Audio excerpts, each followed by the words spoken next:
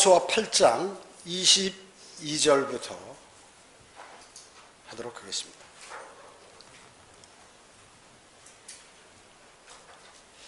받들어 읽습니다. 22절입니다. 여호수아 8장 22절. 그 나머지가 성읍에서 지금 아이성을 공격하는 거죠. 그 매복진들이 나오고 그 아이성에 있는 사람들을 유인해서 이제 작전상 후퇴를 하면서 매복병들이 이제 들어가서 아이성읍에 들어가서 불을 지르고 이렇게 연기를 공중으로 날리는 공격 신호를 함으로 이제 아이 사람들이 포위가 된 것이죠. 22절입니다. 그 나머지가 성읍에서 나와 그들을 치니 그들이 이스라엘 중간에 들어있어 얼마는 이 편에 얼마는 저 편에 있더라. 이스라엘이 그들을 쳐서 그들 중 그 누구도 남아있지도 도망하지도 못하게 하더라. 이제 모두 죽여버린 거죠. 그들이 아이 왕을 사로잡아 여호수아에게 데려왔더라. 이스라엘이 광야의 들에서 자기들을 쫓던 아이의 모든 거민들을 죽이기를 마치고 또 그들이 칼날에 쓰러져 진멸되었을 때 모든 이스라엘은 아이로 돌아와서 그 성읍을 칼날로 치더라. 그날에 쓰러진 남자와 여자가 모두 12,000명이었으니 아이 사람 전부였더라. 여호수아는 아이의 거민을 완전히 멸하기까지 창을 폈던 그의 손을 거두지 아니하였더라. 이렇게 말씀하셨습니다. 그 사무엘상 15장에 보면 사울이 한 행동이 있죠. 아말렉을 공격할 때 하나님께서 왕으로부터 방금 출생한 어린아이까지 전부 다 죽이라고 그랬죠. 가축들도 모두 다 죽이라고 이렇게 명령을 하셨습니다. 그 명령을 받은 사울왕은 그것을 지키지 않았죠. 전리품으로 왕을 살려주었고 그리고 백성들은 좋은 가축들을 모두 이렇게 살려두었어요. 위반했죠, 위반. 그러나 여호수아는 그렇게 행하지 않았습니다. 하나님 말씀 그대로 이제 본문 23절에서 이스라엘 백성은 이제 전부 아이 성 사람들을 죽이고 아이 왕을 사로잡아 왔습니다. 그래서 아이 왕은 하나님과 그분의 군대를 저항한 그리고 무시한 그 왕을 나무에 매달아서 이제 매달아 놓았죠. 그래서 죽이는 것입니다. 하나님께서 성읍과 개인을 멸망시키고 이렇게 한 것은 왜 그럴까요? 그 죄 때문에 그렇죠. 하나님께서 상대방의 적이라도 하나님을 두려워하고 하나님의 말씀에 순종하려고 하는 그러한 민족이 있다 그러면 하나님께서 그건 살려주는 거예요. 그런데 우상을 섬기고 죄로 가득 찼으면 누군가의 민족을 일으켜서 어떤 민족이든지 이스라엘이든지 아니면 뭐 강대국이든지 그런 사람들을 일으켜서 그 전쟁을 일으키셔요. 그래서 모든 전쟁은 주님께서 일으키시는 것이에요. 전쟁의 주관자가 하나님이시다 그 얘기죠. 그래서 이 죄 때문에 전쟁이 일어나는 것이에요. 그래서 이 땅에서 심판은 뭐예요? 전쟁이에요. 죽어서의 심판은 지옥인 것입니다. 지옥인 것이에요. 27절 보겠습니다. 이스라엘은 주께서 여호수아에게 명령하신 주의 말씀대로 그 성읍의 가축과 탈취물만을 그들을 위한 전리품으로 취하였더라. 여호수아가 아이를 불태우고 그것으로 영원한 무더기를 만들었으니 그 황폐함이 오늘에 이르니라. 그가 아이 왕을 저녁 때까지 나무에 매달았다가 해가 지자 여호수아가 그들에게 명하여 그의 시체를 나무에서 내려서 성문 입구에 버리고 그 위에 큰 돌무더기를 쌓도록 하니 오늘까지 남아 있더라. 이렇게 말씀하셨습니다. 이스라엘 백성들은 지금 전투에서 어떻습니까? 아이성을 불태우고 영원한 돌무더기가 되도록 이렇게 이제 아이 왕을 거기에 넣어버렸죠. 19절을 보면 이제 처음에 아이성을 점령한 그 매복조들은 그들이 태운 연기는 신호였죠. 그러다 29절에 아이 왕이 죽게 되고 그는 이제 아이왕이 죽은 것은 여기 보면 영원한 무더기, 그리고 그 큰 돌무더기가 오늘까지 남아있다. 이렇게 한 것은 자기 죄 가운데서 죽은 그 죄인들, 그리고 그 죄인들이 영원한 불이 일어나는 그런 지옥에 가서 고통당하는 그러한 구원받지 못한 사람의 모습을 우리는 이 아이왕을 통해서 볼 수 있는 것입니다. 이 아이왕이 나무에 달렸죠. 죄인이기 때문에 나무에 달렸죠. 나무에 달린 자는 누구나 저주를 받은 자라고 갈라디아서 3장 13절에서 말씀하고 있습니다. 마찬가지로 예수 그리스도께서도 나무에 달리셨죠. 십자가에 달리셨어요. 나무로 만들었죠. 그래서 예수 그리스도는 하나님의 저주 아래 놓이게 되었습니다. 누구 때문에? 나 때문에. 여러분 자신 때문에. 우리가 거기에 매달리고 우리가 지옥에 가야 되는데, 그 심판을 받아야 되는데 주님께서 그렇게 받으신 것이죠. 주님은 죄가 없으셨습니다. 죄 때문에 달리신 것이 아니에요. 우리의 죄 때문에 그렇게 달리신 것이죠. 그리스도께서 우리의 저주를 담당하셨기 때문에 여러분은 하나님의 복을 향유할 수 있습니다. 저와 여러분은 모두가 그 주님의 복을 향유할 수가 있다. 저주 아니면 복 아니에요. 저주 아니면 복입니다. 그래서 저주를 나 대신 주님께서 받으셨기 때문에 우리는 이제 복 받을 일만 남았다 그 얘기죠. 이 복은 무엇입니까? 바로 하나님의 의죠. 하나님의 의. 하나님의 의는 영원합니다. 고린도후서 5장 21절에 하나님께서 죄를 알지도 못한 그를 우리를 위하여 죄로 삼으신 것은 우리로 하여금 그 안에서 하나님의 의가 되게 하려 하심이라, 이렇게 말씀하셨습니다. 그래서 예수 그리스도를 거절하면 말이죠, 자신이 저주를 받는 것이에요. 여러분들이 복음을 전할 때 거부하는 사람들이 있잖아요. 그건 예수 그리스도의 모든 저주를 자신이 받겠다고 하는 사람. 어리석은 사람이죠. 사람은 이렇게 고집 때문에 망하는 거예요. 여러분, 하나님을 교회 안 다니는 사람도 하나님이 있다는 사실은 다 알아요. 양심이 있기 때문에. 그래서 하나님께서 이 양심을 다 심어놓은 거 아닙니까? 이 세상에 움직이는 모든 자연현상과 이런 것들을 보면 하나님이 있다는 것을 누구나 알아요.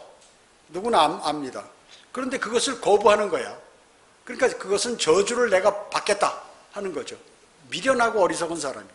미련하고 목회자가 오랜 주님하고 교제하고 오랜 믿음의 경륜과 이런 것으로 성도들에게 권면하면 들어야 되는데 안 들어요. 안 들어가지고 아주 생활이나 모든 것들이 형편없는 삶으로 가는 그런 사람을 저는 많이 봤어요. 우리 교회 왔다가 나간 사람도 고집 피고 그렇게 자기 멋대로 살아가는 사람이지. 그런 사람은 어떻게 될까요? 삶이 어두워요. 삶이 어둡습니다. 구원받지 못한 사람이 예수 그리스도를 거절할 때 그는 예수 그리스도께서 담당하셨던 그 모든 저주를 자신이 직접 받겠다고 주장하는 것과 같은 것이에요. 어리석은 사람이죠. 지금 저 앞에서 적과 싸우는데 총알이 막 날라오는데 나는 안 죽을 거야. 나는 하나님이 보호한다고, 나는 내 자신이 죽을 때 안 죽을 거야 하고 막 앞으로 뛰어가면 어떻게? 총알 맞으면 죽죠. 똑같은 것이에요. 중요한 지형지물을 이용하고 납작 엎드려서 그 총알에 맞지 않고 적에게 접근해서 적을 쏴야 되는 것이라 하는 것은 누구나 다 아는 거 아니에요. 근데 그렇게 뻔히 아는 건데도 사람은 그 저주를 택한다 그 얘기죠. 여러분 주변에 그런 사람 많을 거예요. 자기 육신의 형제나 자매나 자기 친구나 아는 사람 가운데 복음을 전하면 극구 거부하는 거야. 나는 뭐 불교의 그 절에다가 뭐 우리 어머니나 우리 아버지가 무슨 뭐 패를 갖다가 적어놓고 나는 무슨 종교를 믿기 때문에 이 신이 나를 무슨 해코지를 할까봐 두려워서 그런다. 바보 같은 사람들이죠. 아무리 공부를 많이 하면 뭐합니까? 아무리 공부를 많이 하고 학벌이 좋으면 뭐합니까? 그거 하나 판단도 못하는데. 그거 하나. 그래서 난 그런 사람 상대 안 해요. 저는. 아예. 저 사람은 틀렸다. 지혜가 없다. 뭐 아는 게 없다. 정말 아무것도 모르네. 맹탕이네. 그렇게 아는 것이죠. 그럼 틀림없어요. 그 사람은. 생활도 고집대로 하는 거야. 뭐든지 고집대로. 영적으로 말하면 그런 사람은 십자가에 못 박혀 자기 죄로 죽어야 하는 것입니다.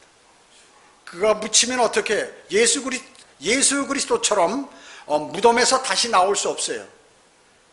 주님은 무덤으로부터 나오셨지만 그 사람은 못 나오는 것입니다. 여기 29절에 있는 큰 돌무더기 아래 묻힌 아이 성읍의 왕같이 왕이 바로 이러한 진리를 보여주는 것입니다. 그의 육체는 무덤에 남아있지만 그의 혼은 또 어디 갑니까? 지옥으로 떨어지게 되죠. 그는 그렇기 때문에 주님을 영접하지 않은 사람은 뭐예요? 죽은 자들로부터 일어날 수 없습니다. 그는 사망과 지옥의 상태로 있다가 다시 큰 백보자 심판에 서서 다음에 다시 우주에 있는 불과 유황이 타는 것으로 던져지게 되는데, 그것을 성경은 둘째 사망이라고 그래요. 2번 죽는다. 2번 죽어요. 이 생에 살다가 한 번 죽어서 지옥에서 고통 당하다가 심판날에 다시 하나님께서 불러내서 심판해서 다시 불로 또 던져버린다. 그게 둘째 사망이라고 하는 것입니다. 다시 영원한 불과 유황이 타는 곳으로 던져지는데, 29절에 아이 성읍의 왕이 바로 이 저주받은 몸이 오늘날까지 남아있다고 이렇게 말씀하고 계시는 것입니다. 자, 영적으로 구원받지 못한 사람들이 영적으로 또 영원히 고통받을 것을 보여주는 것입니다. 그냥 고통이 이 세상의 고통으로 끝이 아니라 그 얘기죠. 영원히 고통당한다. 어떤 사람?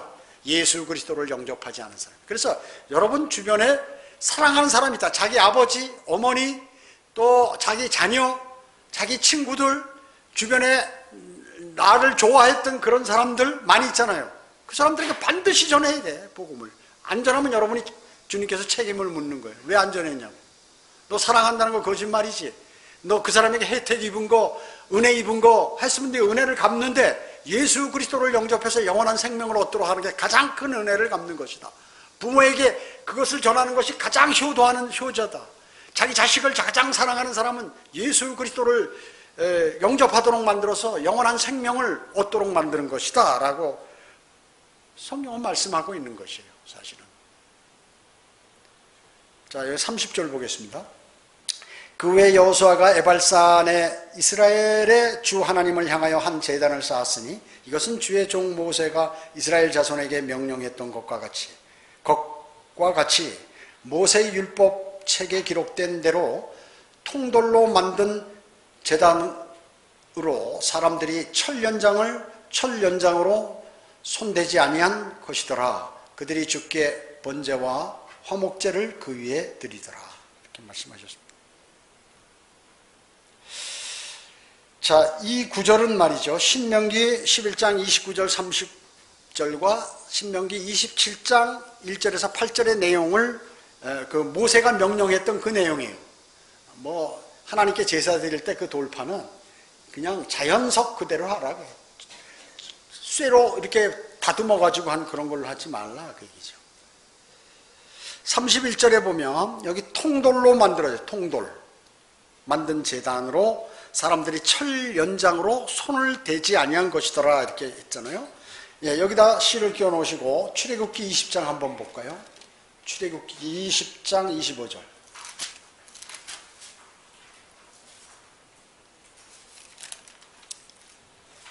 출애굽기 20장 25절에 보면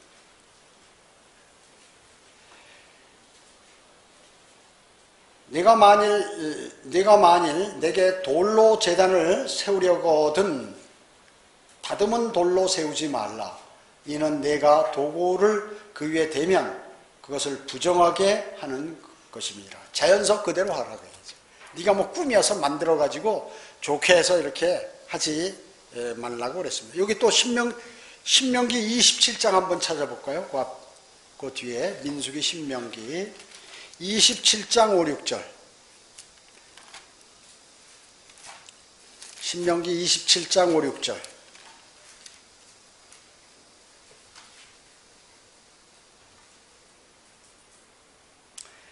거기서 너는 주 너의 하나님께 제단, 즉 돌 제단을 쌓을 것이며 그 돌들 위에 어떤 철 연장도 대지 말지니라. 너는 온전한 돌덩어리들로 주 너의 하나님의 제단을 쌓고 그 위에 주 너의 하나님께 번제를 드릴 것이며 이렇게 말씀하셨습니다. 그러니까 그 말씀 율법 그대로 명령하신 그대로 여호수아도 지금 이제 통돌로 제단을 만들었 것이죠. 성경에서 이 철이라는 것은 좋지 않은 그러한 뭔가 좋지 않은 표시로 이렇게 많이 등장하게 됩니다. 이 창세기 4장 22절에 보면 투발가인이 나오는데 투발가인 철과 노수로 만든 것들의 선생이라고 이렇게 나오죠. 이게 누구냐면 카인의 후예들인데 철로 연장을 만들고 뭐 주물 같은 거 이렇게 잘 만들고 한다 그 얘기죠.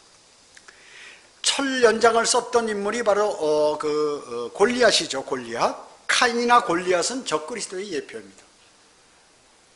또 철은 예수 그리스도의 십자가를 못 박은 이 세상 정권이라고 얘기죠. 관련이 있어요. 다니엘 2장 40절. 로마가 철이 로마를 예표하는데 느부갓네살이 이제 꿈에 본 형상 중에 네 번째 형상, 넷째 왕국, 그것이 철과 같은 강한 왕국인데 그 로마를 얘기하죠. 예수 그리스도를 십자가에 못 박은 그러한 왕국이라고 얘기죠. 그래서 적그리스도의 왕국과 관련이 되는데 느부갓네살이 그 꿈을 꾼 거기에 발가락에 철과 흙으로 이렇게 되어 있는 진흙으로 된 그러한 것이 다니엘 2장과 7장에 나오죠. 그 적그리스도의 왕국들이다 그 얘기죠. 또 노아가 방주를 만들 때 무슨 철을 거기에 철 사용이 금지되어 있다 그 얘기죠. 그 나무와 또 역청 무슨 뭐 이런 것들로 만들었죠. 그리고 성막에도 철이 언급되지 않아요. 그래서 성전을 만들 때 예루살렘 성전을 지을 때 철 연장이 사용되지 않았다는 거예요. 철 연장이. 그 대신 뭐 철은 조금 준비를 했어요. 왜냐하면 문고리라든지 이음새 이런 걸 만들기 위해서 준비를 했는데 성전을 만들 때는 사용하지 않았다. 자, 예수 그리스도의 몸이 성전으로 비유되죠. 성전으로 비유됩니다. 유대인들이 표적을 보여달라니까 예수 그리스도께서 이 성전을 헐라 내가 3일 만에 다시 일으키리라 그렇게 말씀하셨어요. 이 성전은 뭐예요? 예수 그리스도의 몸을 얘기한 것이라고 성경에 요한복음에 나왔죠. 2장에. 그 성전은 예수 그리스도의 몸을 예표하는 거예요. 근데 이 멍청이들이 야, 이 성전을 짓는데 46년이나 걸렸는데 네가 어떻게 이 성전을 헐어버리고 3일 만에 다시 짓는다고 그러냐? 그러니까 예수님께서 하신 말씀을 알아듣지 못해요. 유대인들이. 성전된 자기 몸에 관해서 말씀한 것이라고 성경은 기록하고 있습니다. 제단을 쌓는 것은 이제 여호수아 편에서 보면 하나님께 복종한다는 거예요. 복종한다는 거예요. 그리고 믿음의 행위예요. 여러분이 경배를 드리는 것도 마찬가지예요. 하나님을 경외하고 하나님 말씀에 복종하고 또 내 믿음의 행위야. 바로 여러분이 주의 첫날 경배 드리는 것이죠. 경배 드리는 것이죠. 경배를 소홀히 하게 되면 주님을 경외하는 마음이 없는 것이죠. 그래서 경배가 대단히 중요한 것이죠. 경배가 대단히 중요합니다. 그래서 성경 구약에 보면 모든 일을 시작할 때나 자신이 어려울 때나 또 하나님을 그래서 지금 어떤 갈피를 못 잡을 때 뭐예요? 다 제단을 쌓았다는 게 뭐예요? 주님께 제사 드린 거죠. 경배를 주님께 드린 것이에요. 경배를 드리는 것입니다. 여기 31절은 예수 그리스도의 희생 제사를 예표를 보여주는 것이죠. 예수 그리스도의 희생 제사를 예표로 보여줍니다. 주님은 뭐예요? 다니엘 2장 34, 35절에 보면 더 다듬지 않는 돌이다. 이 돌이 와가지고 재림 때 그냥 형상을 쳐버리면 전부 그 세상 왕국들이 다 무너져 버리죠. 세상의 왕들, 강력한 나라들, 지금 강대국들 이런 나라들 뭐예요? 껄떡대고 있는 거 주님께서 재림하시면서 다 쓸어버린다. 다 쓸어버려. 하나님 말씀에 순종하지 않는 그러한 나라와 백성들은 전부 멸망당하는 것이에요. 그래서 다듬지 않은 돌이다 그 얘기죠. 그래서 교회는 뭐예요? 우리는 뭐예요? 그 산돌들이죠. 그분은 다듬지 않지만 살아있는 돌이에요. 산돌, 단수. 우리는 복수, 산돌들. 그래서 이 산돌 사람이 만든 돌이 아니라 이 산돌들은 하나님께서 만드신 돌이에요. 하나님께서 만드신 돌들이. 그래서 교회는 바로 이런 산돌들로 구성이 되어 있는 것이에요. 산돌들로. 교회는 어떻습니까? 예수 그리스도의 희생제사와 그분의 희생제사의 믿음을 통해서 그 희생제사를 믿는 사람들이 이제 구원받는 사람들이죠. 그 사람들이 우리에게 부여된 새로운 출생을 통하여 이제 이루어진 게 바로 교회라고 얘기죠. 교회가 바로 그것이에요. 그래서 우리는 그 새로운 출생으로 하나님께서 기뻐하실 영적인 제물을 드리는 사람들이에요. 그 드릴 수 있게 되었어요. 우리 영적인 제물. 그 경배 드릴 때 우리는 영적인 제물을 드리는 거예요. 찬양이라든지 변개되지 않은 하나님의 말씀으로 강론하고 그 말씀을 마음속에 새기고, 그리고 구원받은 그리스도인들이 함께 모여서, 구원받지 않은 사람들이 경배 드릴 자격이 없으니까요. 일반 교회들은 어떻게 해요? 구원받든 안 받든 교회만 많이 오면 좋아하는 거예요. 다 오라, 다 오라고 얘기죠. 그래서 일반 교회들은 여긴 구원받은 양무리들인데, 양무리가 아니라 여우도 있고 늑대도 있고 곰도 있고 돼지도 있고 온갖 짐승들이 모였기 때문에 구원받지 않고 하나님께 경배드릴 그러한 교회들은 뭐예요? 동물원이라고 그래서 하는 거예요. 동물원이라고요. 여기 8장 32절 보겠습니다. 온 이스라엘과 그들의 장로들과 관원들과 그들의 재판관들이 주의 언약궤를 맨 레위 사람인 제사장들 앞에서 궤의 이편과 저편에 섰고 타국인까지도 그들 가운데 태어난 사람처럼 서니라. 그들 중에 반은 그리심산을 향하고 그들 중 반은 에발산을 향해 섰으니 이는 전에 주의 종 모세가 명한 대로 그들이 이스라엘 백성을 축복하려 함이더라. 그 후에 여호수아가 율법책에 기록된 모든 것대로 율법의 모든 말씀, 복들과 저주들을 낭독하더라. 대단히 중요한 거예요. 이스라엘 사람들은요, 하나님의 말씀 앞에 서면 딱 정신을 바짝 차리는 거예요. 그리고 그 말씀을 한마디도 빼지 않고 다 낭독해. 전 백성들에게. 그럼 전 백성은 그걸 듣는 거예요. 듣는 것이. 여호수아가 이제 율법책을 직접 낭독하는 것이. 그러면 이제 들리겠습니까? 잘 안 들리겠죠? 그러니까 제사장들이 받아가지고 또 이제 레위인들 받아서 다시 전달하고 그렇게 하는 것입니다. 여호수아가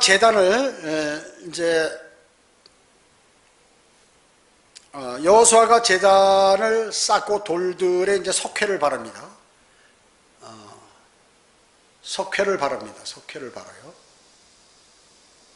석회를 바르고, 그리고 거기다 이제 십계명을 적어 놓습니다. 십계명을 적어 놔요. 여러분 고린도 후서 여기다 실겨 놓으시고 3장 2절 한번 찾아볼까요? 고린도 후서 3장 2절.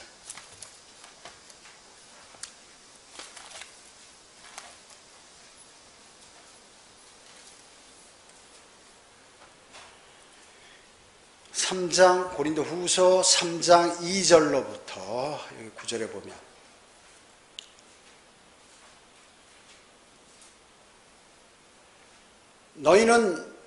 너희는 우리 마음에 기록된 우리의 편지라.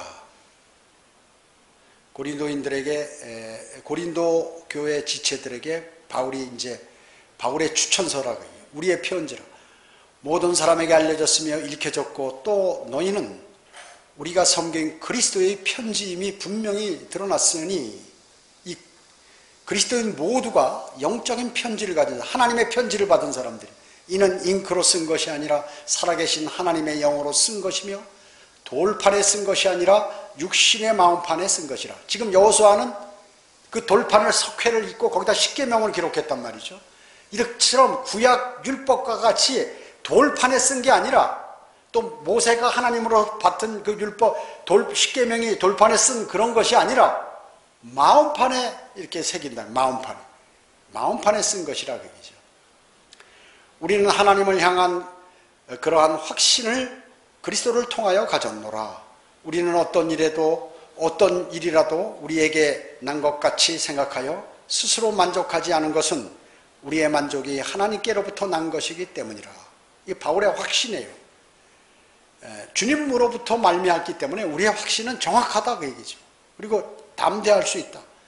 6절에 보면 또한 그분은 우리로 새 언약의 능력 있는 일꾼이 되게 하셨는데 이는 법문으로 한 것이 아니요 영으로 한 것이니 법문은 죽이고 영은 생명을 주기 때문이라.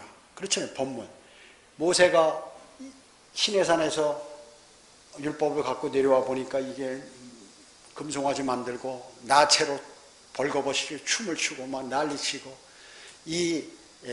이것은 하나님께 이집트로부터 우리를 이것으로 인도한 하나님이 바로 이 금송아지라고 말이죠. 난리치니까 그 일로 인해서 3,000명이 죽어버렸잖아요.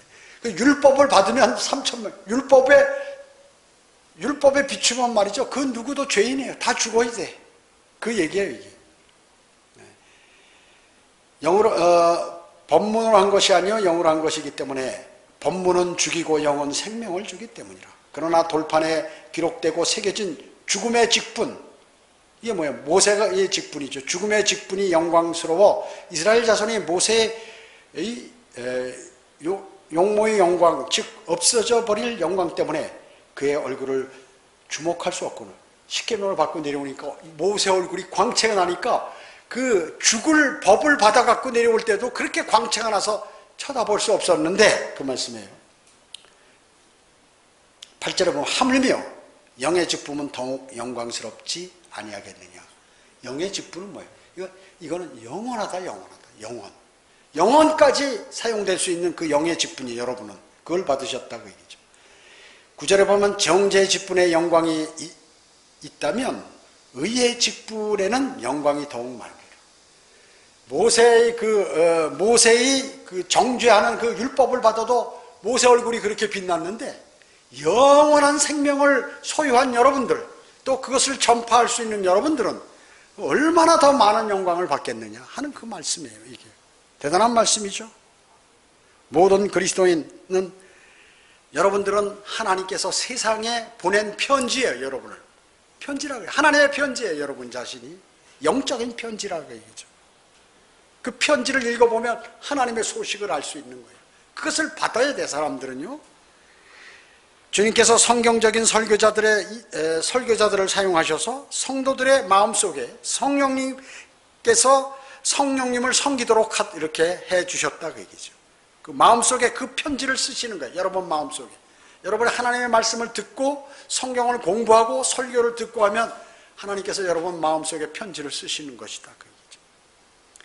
죽음의 직분, 아까도 말씀 구약의 율법을 얘기했죠. 모세가 율법을 받았을 때 3,000명이 죽었지만 성령님이 강림하셨을 때는 3,000명이 구원을 받는다. 똑같은 숫자예요. 하나님께서 왜 이렇게 기록하셨을까요? 율법은 모든 사람을 죄로 인정하는 것이에요. 그래서 율법이 있어야 돼. 율법에 비춰보면 모든 사람이 죄인. 그러나 예수 그리스도의 십자가를 바라보면 모든 사람이 의인이 될 수가 있어요. 그것을 받아들이는 사람.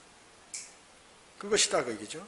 여러분은 새 언약의 일꾼으로서 주님의 영광스러운 모든 것을 다 받은 사람들입니다. 의의 직분을 받은 사람이에요. 의의 직분을 받은 사람들입니다.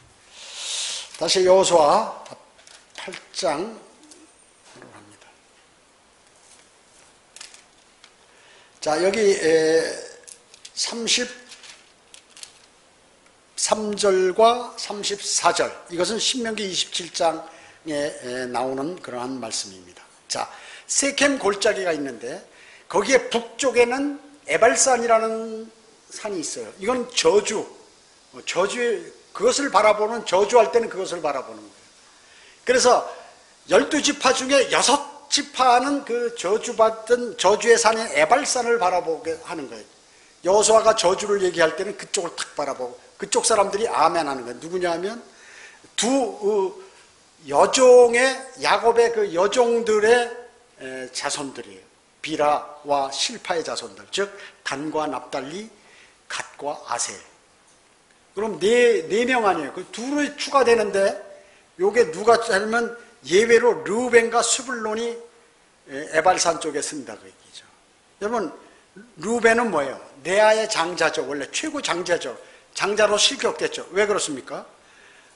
그 비라와 간음했기 때문에 장자권을 잃어버렸죠. 그래서 이 에발산 쪽에 서는 거야, 루벤은. 스불론은 뭐 잘 모르겠는데, 가만히 제가 보니까 스불론 지역이 그 아마겟돈 전쟁이 거기서 일어날 가능성이 많이 있는 지역. 그렇기 때문에 아마 이제 섰는지는 모르겠는데 뭐 정확하게 나온 것은 없어요. 자, 레아의 막내 아들이죠. 역시 스불론. 그래서 이 르우벤과 스불론도 에발산을 향해서 6지파에 속해서 이제 보는 것입니다. 남쪽에는 뭐예요? 그리심산이죠. 이거는 복을 얘기할 때 6지파가 또 그쪽을 향하여 복에 관해서 낭독하면 그쪽 사람들이 아멘 하고 화답하는 거죠. 누구예요? 시몬, 레위, 유다, 이사갈, 그리고 요셉, 그리고 베냐민 지파. 요셉 지파는 둘이죠. 므낫세와 에프라임. 이렇게 6지파가 하는 것입니다. 그래서 이스라엘 민족은 번갈아 가며 이제 성경을 읽는 거예요. 여호수아가 읽으면 이제 그것을 레위인들이 받아서 레위인들이 하면 이스라엘 민족들이 복창하고 하는 것이죠. 그래서 여호수아는 신명기 28장에 보면 기록된 복과 저주를 쭉 읽어줍니다. 이럴 때는 너희가 복을 받고 이럴 때는 저주를 받는다. 그래서 복을 읽으면 그리심산을 향한 그 6지파가 아멘 하고, 그 다음에 저주를 읽으면 에발산을 향한 그 6지파들이 아멘 화답하고 이렇게 하는 것입니다. 이게 뭘까요? 복과 저주가 있는 하나님의 말씀을 내가 그대로 마음에 새겨서 그대로 행동하겠다 하는 그러한 다짐입니다. 다짐이죠. 흥미로운 것은 여호수아가 읽어주는 복과 저주가 언약궤를 메는 레위인 제사장에 의해서 먼저 말해진다는 것입니다. 신명기 27장에 보면. 그래서 레위 제사장들이 낭독하면 모든 백성들은 아멘 하고 화답하는 것입니다. 여러분 어떻습니까? 구약은 믿음과 행위로 구원을 받죠. 구약에는 믿음과 행위, 주님을 섬겨야 되고 그 말씀대로 그대로 따라야 돼, 움직여야 돼. 그래서 신약은 뭐예요? 믿음으로 말미암아 은혜로 구원받죠. 믿음으로 구원받습니다. 근데 근본주의자들은 뭐냐 하면 구약의 구원이 신약과 같다고 이렇게 얘기하는 것이에요. 주장하는 것입니다. 구약의 구원도 신약의 구원과 같다고 이렇게 주장하는 것이에요. 그래서 신명기 27장에 보면 저주를 선포하는데 민수기 6장에 보면 복을 선포하는 것이에요. 민수기 6장 한번 찾아볼까요? 민수기 6장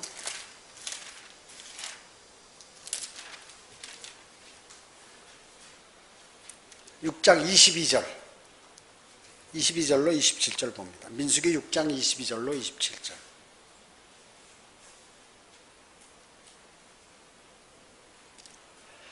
주께서 모세에게 일러 말씀하시기를 아론과 그의 아들들에게 고하여 말하라. 아론은 제사장이고 그 아들들이 있죠. 여기 이제 아론은 제사장이죠. 예수 그리스도께서 제사장이에요. 대제사장. 아론도 대제사장이에요. 그 아들들이 있죠. 우리 하나님의 아들들이 있죠. 그 관계하고 같은 것이. 아론과 그의 아들들에게 고하여 말하라. 너희는 이스라엘 자손에게 이와 같이 축복하고 그들에게 말하기를 주께서 너희에게 복을 주시고 너를 지키시기를 원하며 주께서 그의 얼굴을 네게 비추시고 네게 지혜로우시기를 원하노라. 주께서 그의 얼굴을 네게 드시고 네게 화평을 주시기를 원하노라 하라. 그들이 내 이름을 이스라엘 자손 위에 둘지니 그리하면 내가 그들에게 복을 주리라 하시니라. 여기 이제 이 구절이 있는데 우리 이제 영적으로 4가지를 적용할 수 있어요. 이 중에서 4가지. 지금 복을 얘기하는데 4구절을 이렇게 얘기하거든요.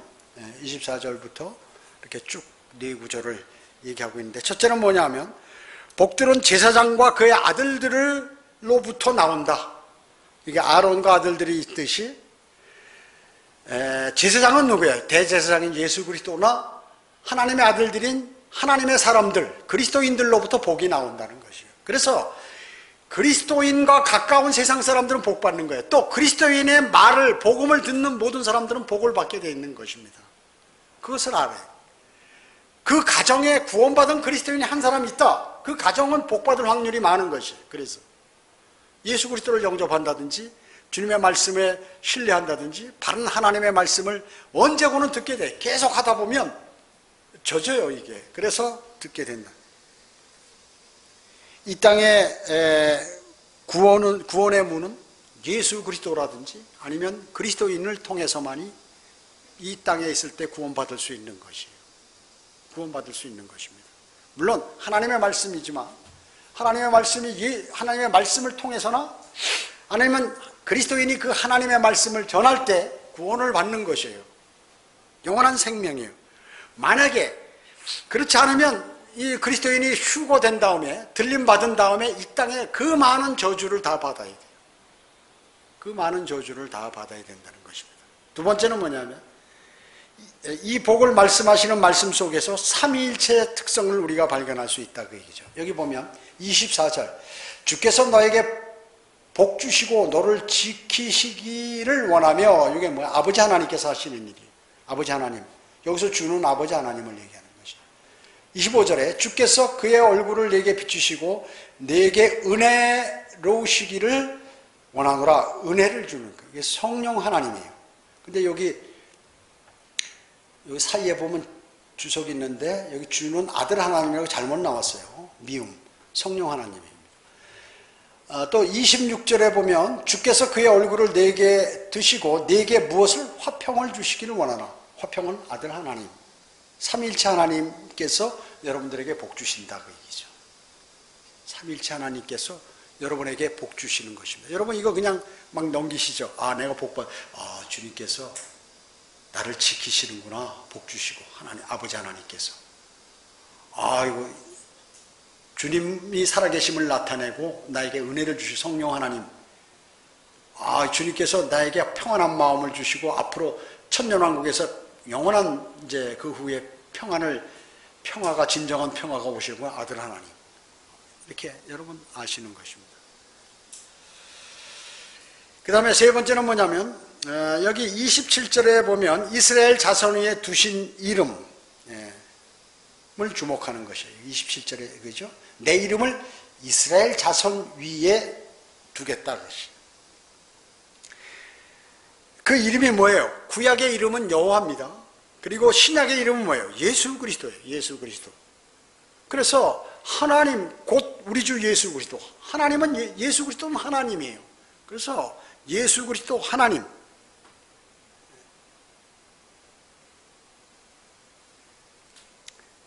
이스라엘 자손 위에 이제 두신 이름이 바로 복 있는 분의 이름이라고 얘기죠. 복 있는 분. 네 번째는 뭐냐면 부정적인 것을 강조합니다. 부정적인 것을. 지금 여기 민수기 6장에는 네 구절로 구성되어 있어요. 복은 24절로부터 27절까지 이렇게 복을 말씀하는데 신명기 27장에 저주가 나오는데 이건 13구절이나 말씀하세요. 즉 성경에는 저주가 말이죠. 부정적인 게 3배 많다 그 얘기죠. 3배 많은 것이에요. 또 신명기 28장에도 보면 쉬운 4개의 부정적인 진술이 나오는데 그 뒤에 긍정적인 진술은 14개가 나온다. 그래서 모든 성경의 75%는 부정적인 것이다. 복음도 마찬가지예요. 고린도전서 15장에 있는 복음도 주님께서 우리의 죄들을 위해서 죽으시고 부정적이에요. 우리의 죄들로 인해서 죄 부정적이죠. 죽으시고 부정적이에요. 또 장사되었다가 부정적이죠. 성령대로 셋째 날에 부활하셨다. 이건 긍정적, 아주 좋은 것이죠. 우리에게. 그래서 성경에 나와 있는 인간들이 좋아하는 말씀은 4분의 1밖에 안 돼요. 나머지는 전부 저주라든지 부정적인 것이에요. 그래서 성경적인 설교자의 그 설교 내용은 75%가 전부 부정적인 설교를 하는 거예요. 이거 하지 마라. 이렇게 하면 벌 받는다. 주님께서 이렇게 말씀하셨다. 여러분 돌아서라. 하는 내용이 많다 그 얘기죠. 그런데 세상 교회들은 뭐예요? 25% 중에서도 똑 추려가지고 자기 입맛에 맞는 것만 얘기한다 그 얘기죠. 그러니까 세상 사람들이 어떻게 될까요? 정말로 저주를 받게 되는 것이에요. 나중에 그런 사람들이 정말로 저주를 받게 되는 것입니다. 그것을 아셔야 돼요. 여기 35절, 여기 다시 여호수아 8장 35절로 갑니다. 모세가 명령한 모든 말씀 가운데 여호수아가 이스라엘 온 회중과 여인들과 아이들과 그들 가운데서 지내는 타국인들 앞에서 낭독하지 아니한 것은 하나도 없더라. 모두 하나님께서 하신 말씀 저주가 많더라도 그 저주의 말씀까지 싹 다 했다 그 얘기죠. 여기서 낭독한 건 신명기 27장이나 28장일 것이에요. 그거 하면 한 30분 걸리겠지만 신명기 전체를 한다면 한 3시간, 또 창세기로부터 이 모세오경 신명기까지 다 한다고 하면 뭐 열대 시간이 걸리겠죠. 어떤 것을 낭독했는지 모르겠지만 최소한 하나님께서 하라고 하신 그 모든 말씀들을 누구에게? 회중에게 하는데, 이 회중은 60만 명의 군인들보다 많은 어린아이와 아이 포함한 모든 인원이죠. 여기서 타국인들은 뭐예요? 이방인들이죠. 유대교로 개종한 사람들. 예를 든다면 여기에 라합과 그의 가족들도 포함되어 있겠죠. 라합과 그의 가족들도. 자, 여기 34절에 보면 율법책이 있는데, 율법책이 있습니다. 그렇기 때문에 우리는 영적으로 적용하면 그리스도인은 마땅히 성경책을 늘 갖고 다녀야 돼. 손에 가지고 다녀야 한다. 그리스도인은. 그뿐만 아니에요. 이 성경을 마음에 담고 다녀야 돼. 들고만 다니는 게 아니라 이 내용을 마음에 담고 다녀야 돼. 그뿐만 아니라 이 성경에 있는 말씀을 입을 통해서 말을 해야 돼. 그게 그리스도인이에요. 무슨 말씀인지 아셨죠? 여기 보면 다 이 사람들이 손에 하나님의 말씀을 갖고 있고 그것을 마음에 담고 그것을 입으로 얘기하고 여호수아가 낭독하고 제사장들이 낭독하고 하죠. 마찬가지로 여러분이 하나님의 말씀을 늘 내가 가까이 하고, 그 가까이 한다는 것은 그것을 마음에 담고 마음에 담은 그 말씀들을 세상을 향하여 입을 벌려 얘기해야 된다는 것이죠. 자기 입으로 말하며 다녀야 하는 것이 바로 그리스도인이다. 하나님의 사람이다. 여기 하나님의 사람인 여호수아와 제사장들이 그렇게 했듯이 여러분도 그렇게 하셔야 된다 하는 것을 우리가 영적으로 교훈을 얻을 수 있는 것입니다. 자, 기도드립니다. 주님 감사합니다. 저희는 하나님의 말씀을 통하여 이루 말할 수 없는 많은 진리들을 알 수 있습니다. 하나님께서는 우리에게 정확하게 진리의 지식에 이를 수 있도록 명령하셨고, 또 바른 성경을 제시해 주셨고, 그 바른 성경을 선택하라고 말씀하셔서 저희는 바른 성경을 선택했고 그 바른 성경의 내용을 마음에 담기 위해서 노력하고 있고 성경을 매일 묵상하고 공부합니다. 그뿐만 아니라 거기에 기록된 말씀들을 세상을 향하여 선포합니다. 저희들이 이 일을 하는 데 있어서 조금도 부족함이 없도록 주님 인도해 주시고, 어려운 일을 만날 때마다 보호해 주시고 주님께서 선하게 인도해 주시길 원합니다. 그래야 많은 사람들이 구원을 받고 진리의 지식에 이를 수 있도록 주님 자비를 베풀어 주시기 원합니다. 오전 예배와 오후 예배 모두를 주님께 의탁하오며 곧 오셔서 저희를 데려가실 주 예수 그리스도의 이름으로 기도드립니다. 아멘.